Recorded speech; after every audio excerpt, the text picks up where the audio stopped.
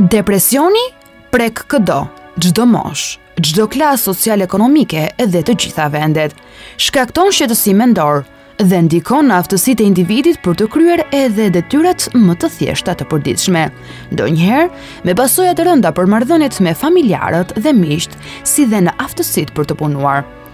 Sipas Institutit të Shëndetit Publik, në shkallën më të rëndë, depresioni mund të çojë në vetvrasje, që në ditët e sotme është shkaktari i dytë kryesor i vdekjeve në botë, midis grup moshës 15 dhe 29 vjeç. Megjithatë, depresioni mund të parandalohet dhe trajtohet.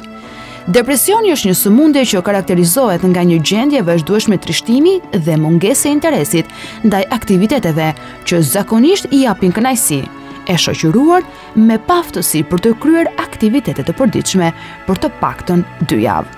Gjithashtu, njerëzit me depresion zakonisht kanë edhe disa simptoma, si për shembull, mungesë energjie, ndryshim oreksi, çrregullim gjumi, humbje përqendrimi, pavendosmëri, shqetësim, ndihen të pavlerë.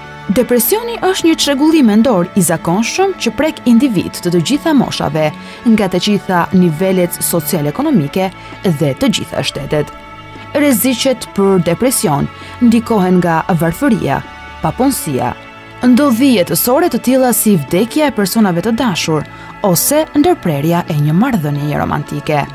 Depresioni shkakton shqetësime të konsiderueshme mendore dhe ndikon në aftësinë e individit për të kryer funksionet më të thjeshta ditore. Depresioni i patrajtuar mund të pengojë individët që të punojnë dhe të përfshihen në jetën familjare dhe komunitare. Në gjendjen më të keqe të tij, depresioni mund të çojë në vetvrasje.